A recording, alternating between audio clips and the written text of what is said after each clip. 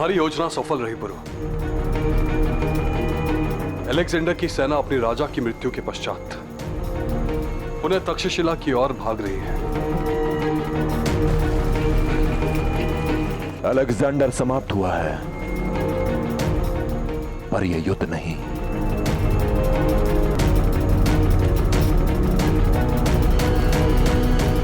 दस्युओं ने अलेक्जेंडर के विरुद्ध यह युद्ध लड़ा, किंतु अब तक बहुत सारे दस्युओं का कोई चिन्ह नहीं, न ही दस्युराज और दस्युरानी का। निश्चिंत ही अलेक्जेंडर ने उन्हें तक्षशिला में बंदी बना के रखा होगा, इसलिए उन्हें मुक्त करवाने के लिए मुझे शीघ्र अतिशीघ्र वहां पहुंचना होगा।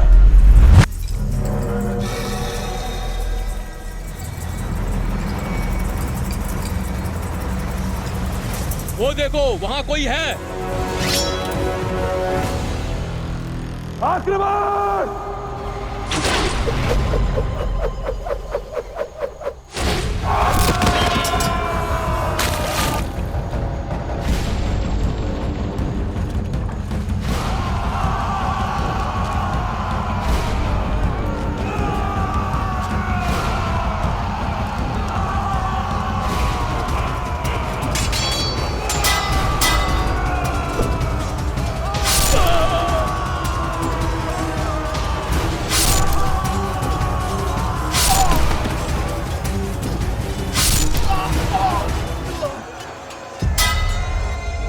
इतना कोलाहल, लगता है किसी ने आक्रमण कर दिया। पुरु ही होगा।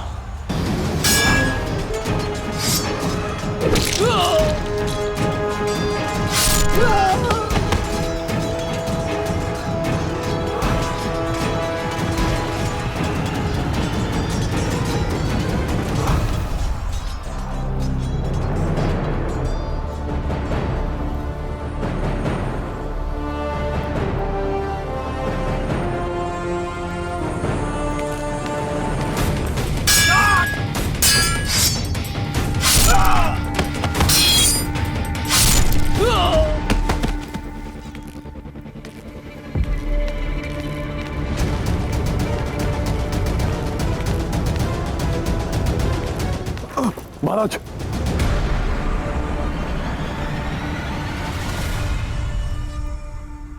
पुरु में कुछ कहने की आवश्यकता नहीं है महाराज। मुझे विश्वास था कि आप देशद्रोह नहीं करेंगे, इसलिए मैं आपको लेने आया हूं। किंतु महारानी कहां है महाराज?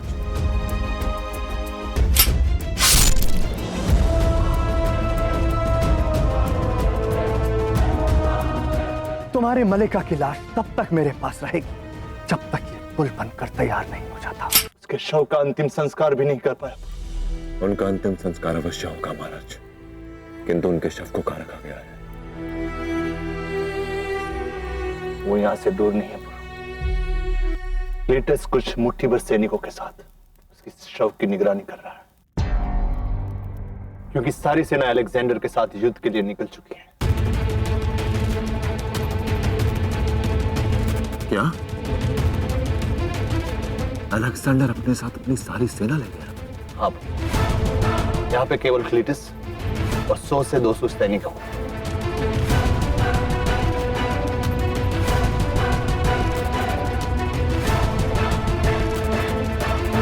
यदि अलेक्जेंडर अपनी सारी सेना को यहां से ले गया तो सेतु नष्ट होने के पश्चात यहां कोई लौटा क्यों नहीं? अलेक्जेंडर ने मेरे साथ वही खेल खेला जो मैंने उसके साथ तक्षशिला में खेला था। इसका अर्थ है कि अलेक्जेंडर अभी जीवित है,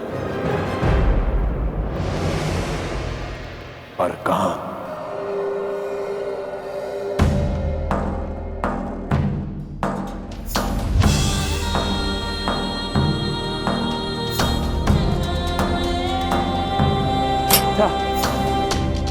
पोरस तो हमें पुल पर ही मारने की कोशिश करेगा, फिर हम उसकी छावनी तक कैसे पहुंचेंगे? इस मुश्किल का हल भी है मेरे पास सेबेस्टियन। हम अपनी पूरी ताकत के साथ पुल पर से जाएंगे और पोरस की अगली चाल का इंतजार करेंगे।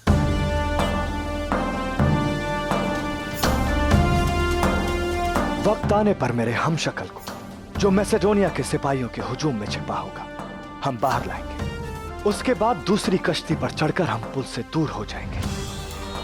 कोई हादसा होता है तो मेरा हमशक्ल मारा जाएगा।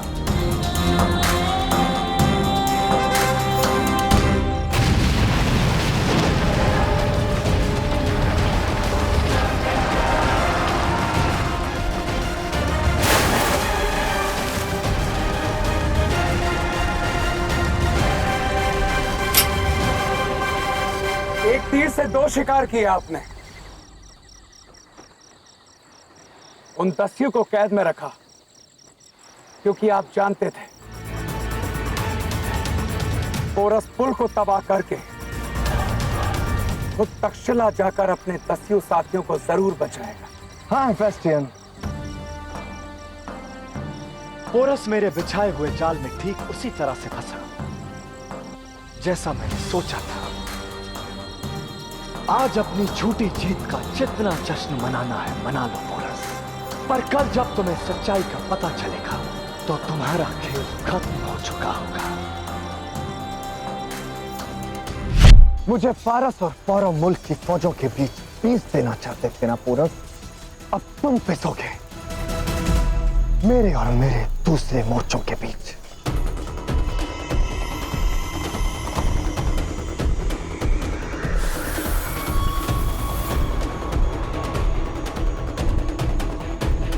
अलेक्जेंडर अपनी सेना के साथ अब तक पौरव राष्ट्र की छावनियों तक पहुंच चुका होगा। सूर्योदय होते ही हम इन पर आक्रमण करेंगे। अब मैं दोनों तरफ से हमला करूंगा और आपको यहां से बाहर निकाल ले जाऊंगा मां।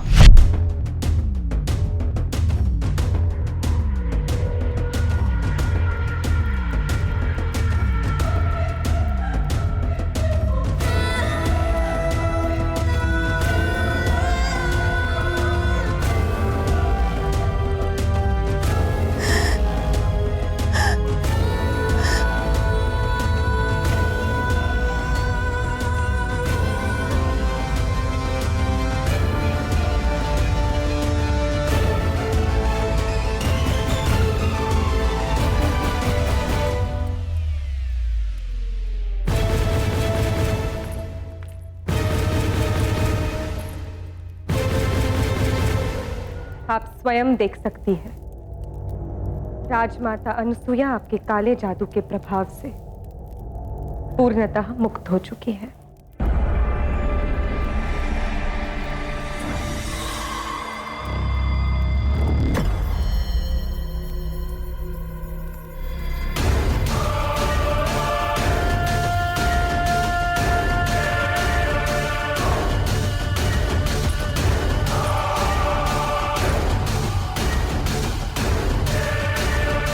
और निश्चिंत ही आप पुरु के विषय में सोच रही होंगी, तो जान ले कि वो भी सुरक्षित ही है। हिरन कब तक बचेगा? आखिर उसे शेर के जबड़ों में आना ही पड़ेगा। मेरा बेटा खुद आएगा यहाँ और तुम्हारे सामने पोरस को खत्म कर देगा। तुम्हें मैंने पहले ही चेताया था कि किसी और के पुत्र की मृत्यु की कामना करने से अच्छा ये होगा कि अपने पुत्र के जीवन की प्रार्थना करो। काश तुमने मेरी बात मानी होती। काश तुम्हारी प्रार्थना का फल तुम्हारे पुत्र को मिला होता, तो वो आज जीवित होता।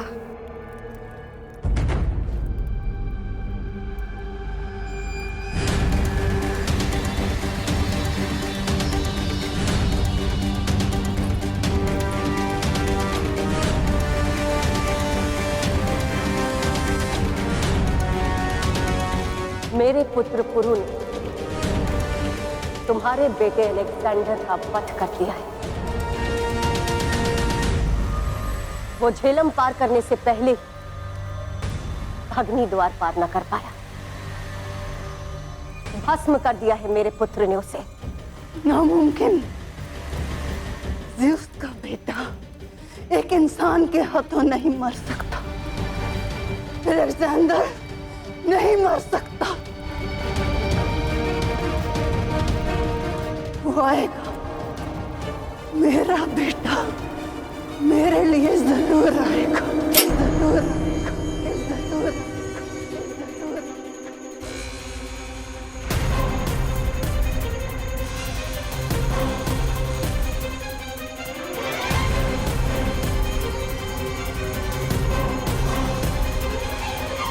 जीवित